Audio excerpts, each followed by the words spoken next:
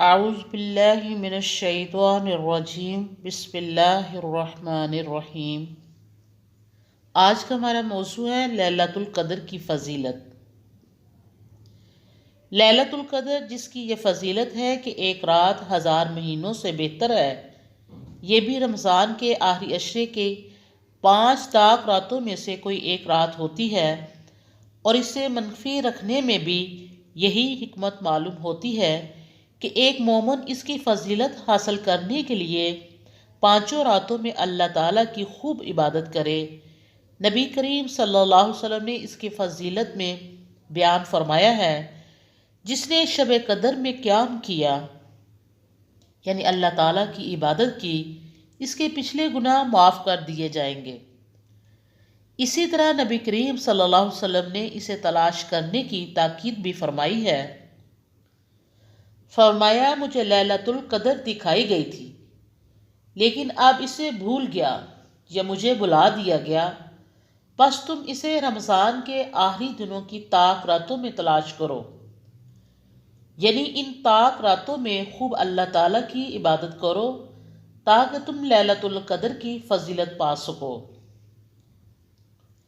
آخری عشرے میں نبی کریم صلی اللہ علیہ وسلم کا معمول یہ بات واضح ہے کہ رمضان کے آخری عشرے میں ہی اعتکاف کیا جاتا ہے، اور اسی عشرے کی طاق راتوں میں سے ایک رات لیلۃ القدر بھی ہے، جس کی تلاش و جستجو میں ان راتوں کو قیام کرنے اور ذکر و عبادت میں رات گزارنے کی تاکید ہے۔ یہی وجہ ہے کہ نبی کریم صلی اللہ علیہ وسلم اس عشرہ خیر میں عبادت کے لیے خود بھی کمر کس لیتے اور اپنے گھر والوں کو بھی حکم دیتے۔ حضرت عائشہ صدیقہ رضی اللہ تعالیٰ عنہ فرماتی ہیں، رسول اللہ صلی اللہ علیہ وسلم کا معمول تھا کہ جب رمضان کا آخری عشرہ شروع ہوتا تو آپ رات کا بیشتر حصہ جا کر گزارتے اور اپنے گھر والوں کو بھی بیدار کرتے اور عبادت میں خوب محنت کرتے اور کمر کس لیتے۔ ایک دوسری روایت میں حضرت عائشہ صدیقہ رضی اللہ تعالیٰ عنہ فرماتی ہیں، رسول اللہ صلی اللہ علیہ وسلم آخری عشرے میں جتنی محنت کرتے تھے اور دنوں میں اتنی محنت نہیں کرتے تھے۔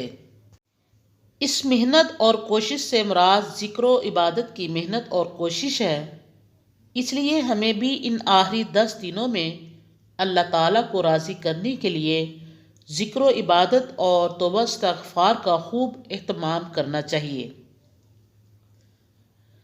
لیلۃ القدر کی خصوصی دعا۔ حضرت عائشہ صدیقہ رضی اللہ تعالیٰ عنہ فرماتی ہیں کہ میں نے رسول اللہ صلی اللہ علیہ وآلہ وسلم سے پوچھا، اگر مجھے معلوم ہو جائے کہ یہ لیلۃ القدر ہے تو میں کیا پڑھوں؟ آپ نے فرمایا، یہ دعا پڑھو، اللہم انک عفو تحب العفو فاعف عنی۔ اے اللہ، تو بہت معاف کرنے والا ہے، معاف کرنا تجھے پسند ہے، بس تو مجھے معاف فرما۔ اللہ تعالیٰ سے دعا ہے کہ اللہ تعالیٰ ہم سب کو لیلۃ القدر کی رات نصیب فرمائے، اور اللہ تعالیٰ ہماری توبہ قبول کر لے اور ہمارے زندگی کے پچھلے گناہ معاف فرما دے۔ وآخر دعوانا ان الحمد للہ رب العالمین۔